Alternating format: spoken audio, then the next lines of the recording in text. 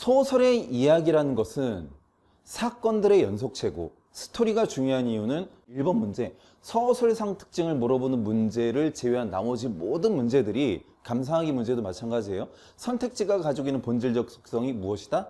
내용이다. 내용 합치다. 그렇기 때문에 스토리를 재구성해내는 것이 가장 중요하다. 스토리는 그 인물의 심리와 성격이 만들어낸다. 내적 요소와 그리고 외적 요소가 장면 단위로 구조화가 된다.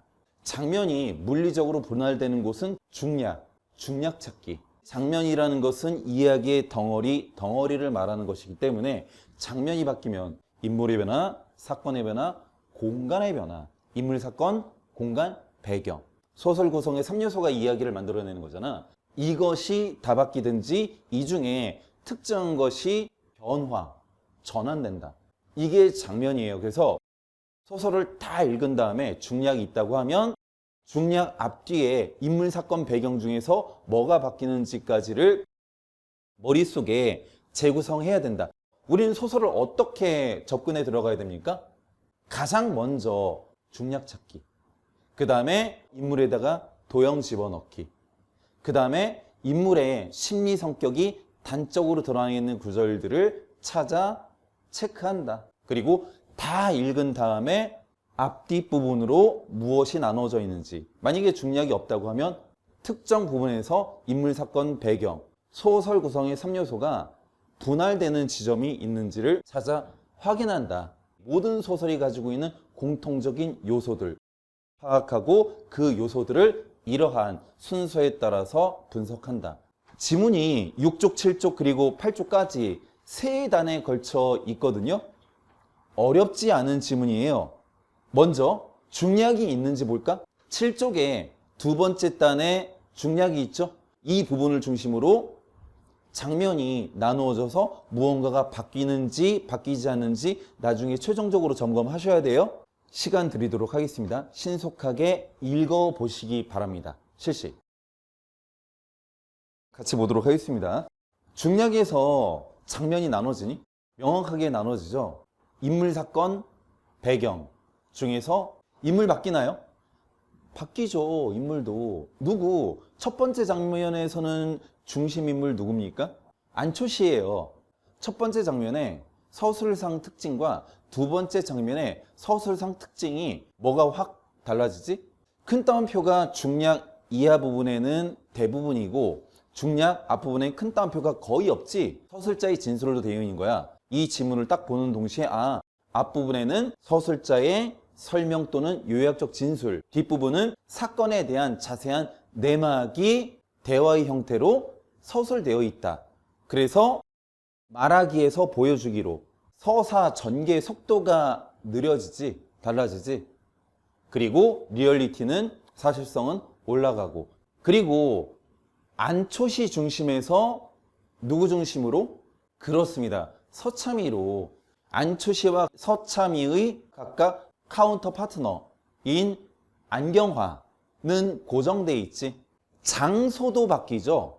소설을 읽어나갈 때 중략 앞뒷부분, 그리고 소설의 시작 부분과 그리고 마지막 부분에 무엇을 유념해서 봐야 된다고 이야기를 했지? 시간과 공간 표지요. 왜? 장면을 분할하는 핵심적인 키워드들이에요.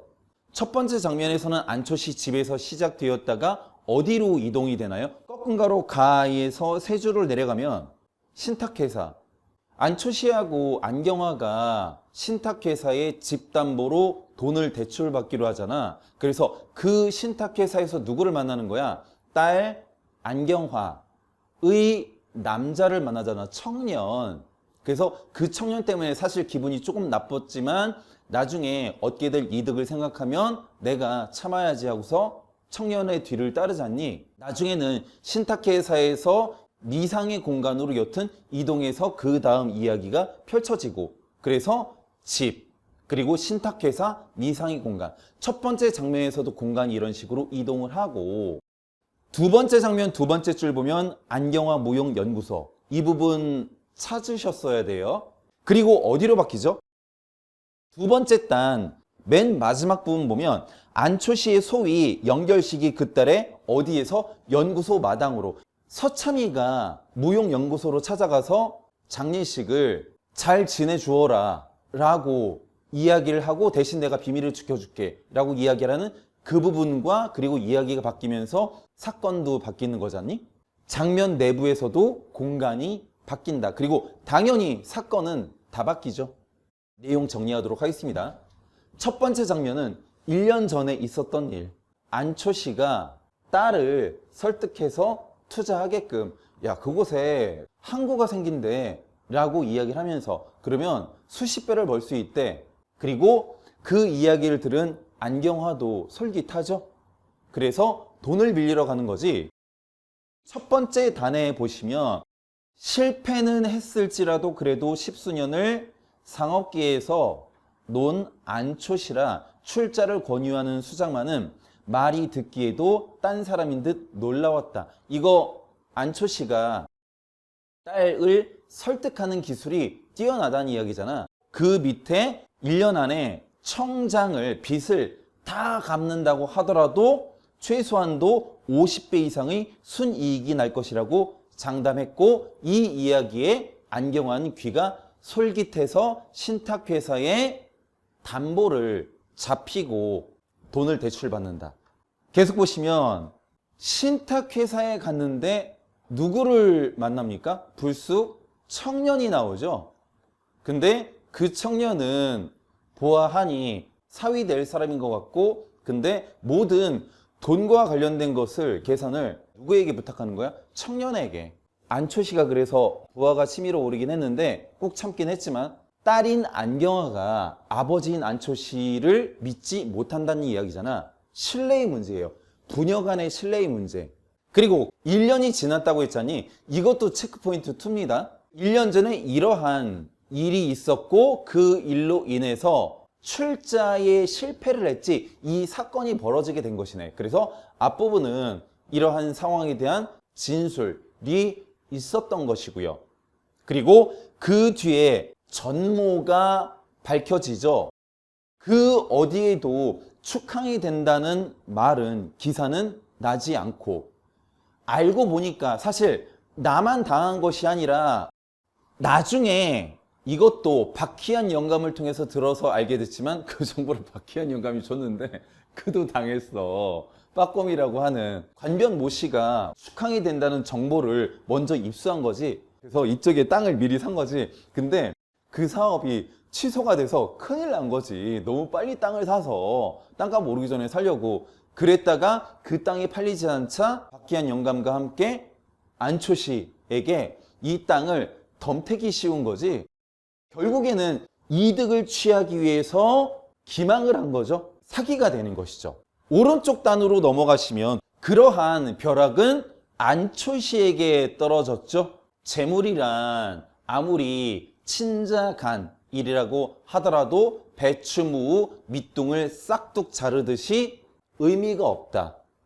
여기까지가 첫 번째 장면이죠.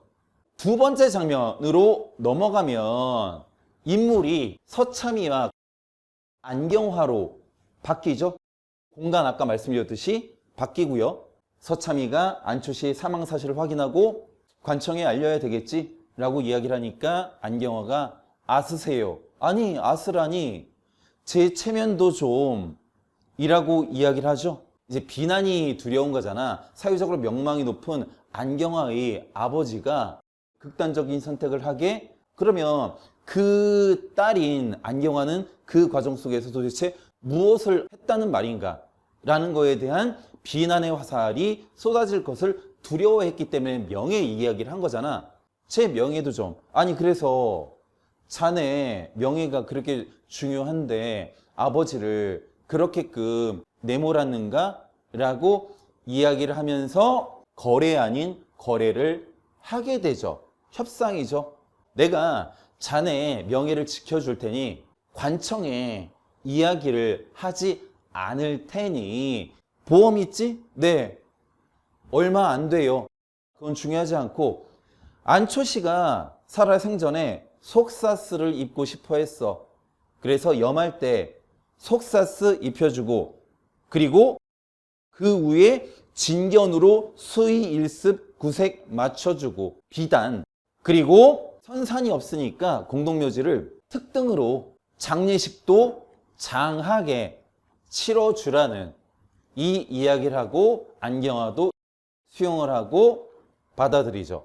그 뒤에 서참이와 박휘한 영감이 함께 장례식장으로 가죠. 근데 안타깝기도 해. 어르신들이 박희한 영감이 뭘 잡히고 돈 2원을 부조금으로 마련했는데 서참이가 그거 내지 말라고 이야기를 하죠. 돈 많아. 장례비 다 됐어. 그리고 그 돈 갖다 뭐를 해요? 술집이 들어서 곱빼기들 한잔하고 거나하게 취한 다음에 장례식장 가서 서참이가 향을 한 움큼 향로에다 집어넣어가지고 불이 활활 용서좀 쳐가지고 훅훅 하고 끈 다음에 절을 하잖아요. 예를 취하잖아. 그 장례식 때 모인 사람들을 보니까 제법 반반한 조객들이 모여들었고 예복을 차려입고 온 사람들도 있었고, 하지만 모두 다가 고인을 보러 온 것 같지는 않았다. 이 사람들은 안경화를 보러 온 거지 조문도 현직에 있을 때 오는 것이지 현직에서 나오잖아 그러면 안 오는 거야. 그 밑에 보면 안경화도 제법 눈이 젖어 있었다라는 것은 사실 아버지가 돌아가셨기 때문에 마음이 아플 법도 하겠거니와, 그게 이제 당연한 인륜이고 천륜이긴 하지만 이 소설의 내용 전개와 주제의식적인 측면에서 봤을 때는 이 눈물이라는 것은 우리가 가식적이다라고 지식으로서 판단해야 된다. 그 밑에 보시면 자네 참 허살세 오사야, 아이러니죠. 반어. 자네 살아생전에는 속사스 못 입고, 그리고 비단옷 못 입고, 그리고 안경딸이 고쳐야 됐는데 안경딸이 고칠 돈조차 없었고, 그랬는데 자네가 오히려 죽어서 이러한 호사를 맞게 되었다라는 이야기를 하는 것이죠. 여기까지가 두 번째 장면.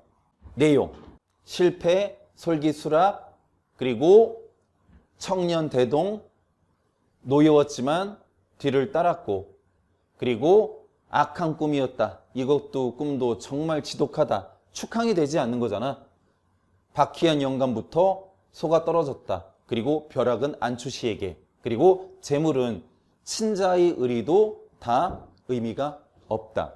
두 번째 장면, 무용연구소에서 앞 마당으로, 그래서 관청에 신고해야지 아니야요 저 명예도 아스세요 살려주세요 라고 하자 비밀을 수용해주는 조건으로 어떻게 이러한 장례식을 치르게끔, 그래서 박희한 영감과 함께 곱빼기를 한잔하고, 잘 갔다 왔어? 반반한 조객들은 안경화를 보러 왔고, 그리고 아이러니, 허설세, 요 내용으로 되어 있는 것이지. 세태소설이라는 것은 시대상을 반영한다라는 이야기야. 1930년대. 그리고 현실 비판적이고 사실적이다. 현대의 사회적인 경제적인 문제 중에 하나도 부동산 문제가 있죠. 반드시 부동산이 올라도 문제고 떨어져도 문제고 항상 문제지. 그때도 마찬가지였었다는 거. 전지적 작가 시점, 그리고 근대화의 물결 속에서 소외된 세대, 박휘한 영감, 그리고 서참이, 그리고 죽음을 맞이한 안초시, 요거, 그리고 좌절과 비애. 이 소설에서 작가는 이들에 대한 따뜻함을 보내는 관점이다. 그리고 그 반대편에 있는 현대 물질 문명을 대변하는 안경화와 그러한 젊은 세대들에 대한 비판적인 시각을 견지하고 있는 문학이에요. 이태준의 문학을 상고문학이라고 이야기를 하는데 옛 고자거든, 옛 것을 숭상하는 문학이야. 이따가 슬라이드에서 보여드리도록 할 겁니다. 특징 보시면 소외된 노인들이 삶을 통해 근대화에 대한 비판적인 시각을 보여주고, 그들이 모일 수 있는 공간이 어디지? 복덕방. 그들에게 안식처를 제공해주는 공간인 것이야. 상징적 인물들을 통해서 주제를 형상화한다. 30년대 서울 경성외곽의 복덕방을 배경으로 땅 투기, 그리고 파멸하는 노인을 중심으로 근대화 과정에서 소외된 세대의 궁핍함과 좌절을 그리고 있다. 부동산 투기로 딸의 재산을 탕진하고 스스로 목숨을 끊고 소외된 계층들의 절망을 보여주려 한 것이다. 이를 통해서. 그리고 안경화, 자신의 사회적 명예가 훼손될 것을 염려하는 딸, 새로운 세대의 부정적인 모습을 대표하는 인물이라는 것. 안초시 연결식장에서 노인들이 내뱉은 탄식, 근본적인 소외 문제, 찬의 호사라는 것.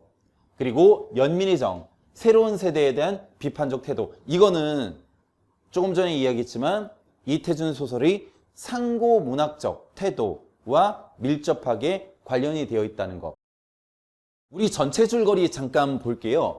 안초시 서참이 박휘하는 생활의 기반을 잃은 노인들로 복덕방에서 자잘한 일을 하면서 뚜렷한 미래가 없는 삶을 살아가고, 안초시는 성공한 딸 안경화를 두었지만 금전적으로 쪼들리죠.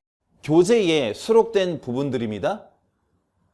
위기 보시면 땅 개발에 대한 정보가 거짓임이 밝혀져서 투기가 실패로 돌아가자 안경화는 그 책임을 모두 안초시에게 돌리고 안초시를 더욱 홀대하는 상황 속에서 안초시가 극단적인 선택을 하게 된 것이죠. 그래서 만약에 내신이든 모의고사든 아니면 수능에서든 출제가 된다고 하면 이 부분들이 인용이 되겠죠. 인물의 성격, 안초시 과거에 한미천 잡은 경력이 있지만 지금은 실패했다. 무용가 안초시의 딸, 새로운 문명을 대표하는 인물이자 작가의 시각에서 보았을 때에는 비판의 대상이죠. 서참이 안초시의 친구로, 참이잖아.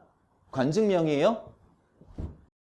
무인 기계가 넘쳤지만 현재는 거강꾼 노릇을 하면서 살고 있다.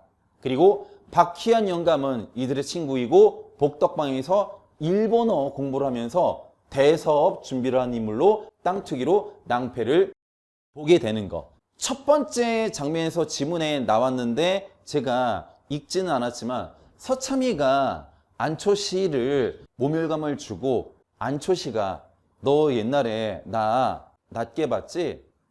이 땅 투자한 다음에 50배 뛰면 내가 보란 듯이 진짜 넓은 집 이사도 하고 좋은 거 먹고 양복도 차려입고 너의 코를 납작하게 만들어줄 거야 라고 다짐하는 부분이 있습니다. 다음 슬라이드. 복덕방의 인물 유형과 갈등의 양상이에요.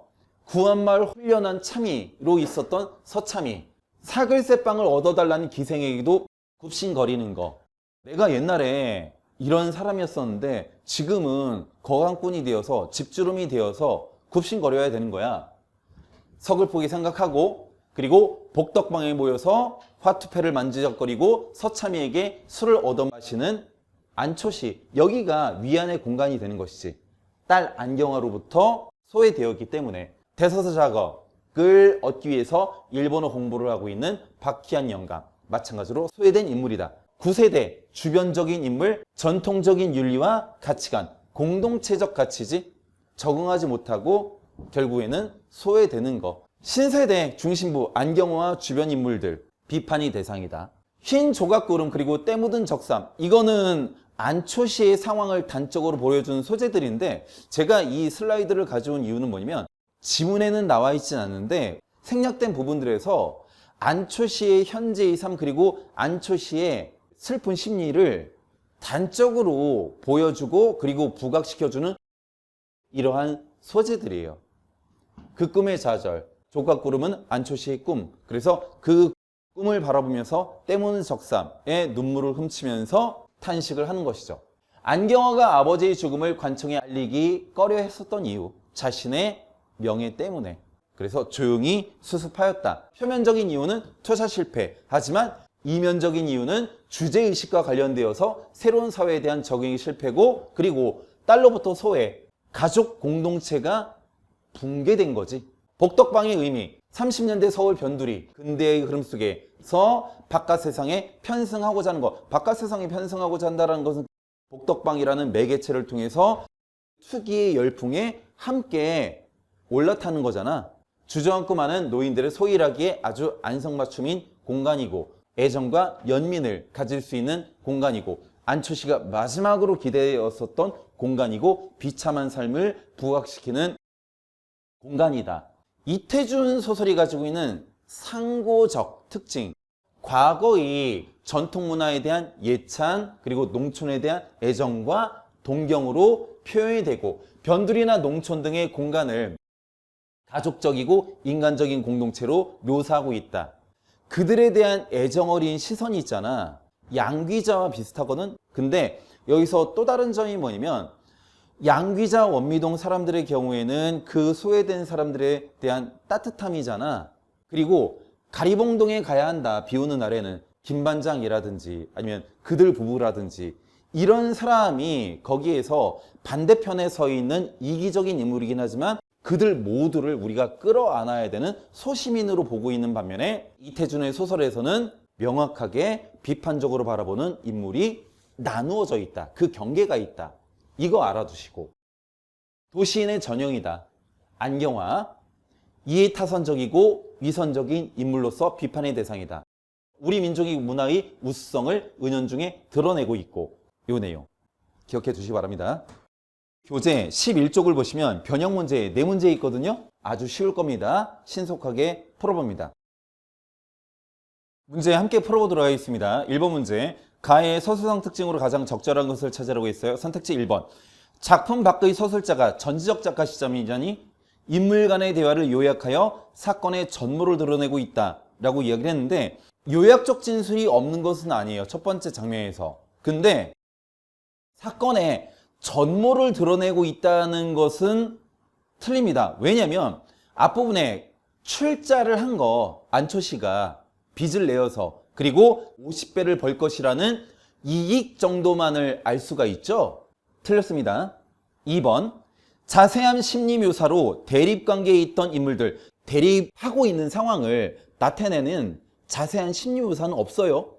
다음, 선택 3번, 작품 속 인물. 틀렸습니다. 1인칭 아니에요. 선택 4번, 인물 간의 대화를 모두 다 간접 인용으로 제시했다? 아니죠. 대부분 직접 인용이고요. 간접 인용은 어디에 있냐면 꺾은 가로 가 있잖아요. 밑에서 5번째 줄 보시면 작은 따옴표는 없지만 작은 따옴표 열고 1년 안에 청장, 빚을 갚더라도 최소 한도로 50배 이상의 순이익이 날 것이라 작은 따옴표 닫고 장담하였다. 이 부분이 간접 인용이죠. 여기 정도에 나타나 있을 뿐이에요. 선택지 5번 봅니다. 작품 밖의 3인칭 서술자가 등장인물의 내면을 직접적으로 제시한다. 이게 답이죠. 전지적 서술 시점. 딸이 듣기에도 딴 사람인 듯 놀라웠다. 딸은 솔깃했다. 그리고 뛰고 싶게 기뻤다. 이런 표현들. 2번 문제 봅니다. 꿈에 대한 이해로 적절하지 않은 것을 찾아요. 1번, 실패한 인생을 다시 바꿔보겠다는 안초 씨의 희망이 무너졌음을 의미하죠. 아주 악한 꿈이라고 이야기를 했잖아. 허망한 꿈, 물거품과 같은. 2번, 돈에 대한 기대감으로 딸을 설득해서 한 투자가 수포로 돌아갔음을 의미한다. 맞고요. 3번, 서참이의 멸시를 갚아주려던 안초시의 복수? 안초시의 복수는 아니에요. 느낌이 다르죠? 물론 친구 서참이가 나를 무시했긴 했지만 그렇다고 해서 두고 봐, 내가 돈 많이 벌어서 진짜 큰 집을 살 거야, 이게 만약에 너한테 대한 복수라고 하면, 야, 이거는 아름다운 복수죠. 우리는 그러면 모두 다가 복수를 해야 돼. 내가 잘 돼야 되잖아. 그러면 내가 잘 되기 위해서 많이 노력할 거 아니야. 자기 개발하고. 얼마나 세상이 아름다워지겠어. 얘들아, 복수해라, 복수. 복수는 어울리지 않다. 답 3번. 다음 선택지. 관변모 씨의 연극에서 꾼 것으로 처음부터 실현될 수 없었던 안초 씨의 투자 계획이 바로 허황된 꿈이었다. 맞아요. 5번. 현실로 이루어지지 않은 허상으로 일장춘몽. 그렇죠. 물거품, 허망한 꿈. 3번 문제. A2에 대한 설명으로 적절하지 않은 것을 찾습니다. 박휘한 영감에서 들은 이야기를 딸에게 전하였다 라는 부분에서 땅 투기에 대한 정보를 의미하는 것으로, 이것은 후에 박희한 영감에 의해 거짓임이 드러나게 되죠. 맞고요. 금시발복이나 된 듯 뛰고 싶게 기뻤다. 금시발복, 어떤 일을 한 뒤에 복이 돌아오는 것이거든. 곧 일확천금을 얻게 되리라는 안초시의 부푼 기대감이라고 할 수 있죠. 다음 본문 선택지 C에서 그러면 비밀은 서참이의 대사입니다. 내가 지킬 테니 내가 하자는 대로 할까? 라고 하는 부분, 안경화의 명예심을 이용해서 안초시의 장례를 자신의 뜻대로 장하게 하려는 서참이의 의도가 드러나는 부분. 다음 선택지 4번의 D를 보시면 서참이와 박휘한 영감은 술이 거나하게 취했다. 부조를 하기 위해서 박휘한 영감이 가져온 돈으로 술집에 들어가서 곱빼기들 한 잔씩 한 거죠. 안초시의 장례가 기대에 맞지 않게 초라해서 아니에요. 요구했었던 대로 장하게 잘 치렀었던 것이지 그와 관련된 내용 아닙니다. 그리고 참고로 이 거나하게 취한 부분이 있잖아. 장례식 참석 이전이죠. 사건의 선후 관계도 맞지 않습니다. 다음 선택지 5번. 생전에 안초시가 안경다리조차 고치지 못할 정도로 궁핍하게 살았음을 알려준다. 마지막 부분에 있죠. 안경다리 고칠 걱정도 할 필요도 없고 라고 하는 서참이의 대사에서 선택지 4번이 답입니다. 4번 문제. 보기를 바탕으로 감상한 내용으로 적절하지 않은 것을 찾으라고 이야기했는데요. 다시 말씀드리지만 감상하기 문제의 경우에는 보기가 최종 정답의 확정의 판단 기준이 되긴 하지만 1차적으로 뭐를 해야 된다고 했지? 선택지를 본문에 대입 구체화시킨 다음에 내용에 합치하는지의 여부를 먼저 본다고 이야기를 했잖아. 이거 중요한 것이다. 선택지 1번 합치 여부 봅니다. 안초시가 땅을 사서 축항을 기대해야 하는 장면이나 용당포와 다사도에는 땅값이 30배가 올랐느니 50배가 올랐느니 하는 내용에서 그 당시 개발했다는 투기 열풍이 있었음을 우리가 짐작할 수 있죠. 2번 안경화가 투자금을 안초시에게 맡기지 않고 청년이 나서 돈을 쓰며 처리하게 한 것에서 아까 이야기했잖아요. 아버지를 신뢰하지 않는 거예요. 안경화는 가족 공동체의 가치관 대신 자신의 이익을 중시하고 있는 근대 개인주의적 가치관을 엿볼 수가 있고요. 스토리 합치. 안초시가 10,000원 하나야 어디로 가랴 하며 청년을 따라 나선 모습에서 당시 급변하는 사회 질서 속에서 소외되었던 9세대도 물질 중심 가치관에 물들어 있는 모습을 볼 수 있다. 체면보다 돈을 우선하는 세태. 다음 4번. 부동산 투기로 일확천금을 꿈꾸던 안초시가 실패에 대한 자책감으로 죽음을 택한 것은 당시 투기 실패로 인한 죽음이 빈번한 일이었다. 이것을 가지고 추론할 수 없죠. 정보가 없죠. 스토리 위배. 4번이 답입니다. 연결식장에 온 제법 만만한 조객들이 슬프지도 않으면서 울음을 삼키느라 끽끽하거나 한 20명 관 앞에서 와 꾸벅거리었다는 모습을 통해 젊은 세대의 위선적인 모습, 안경화를 보러 온 것이잖니?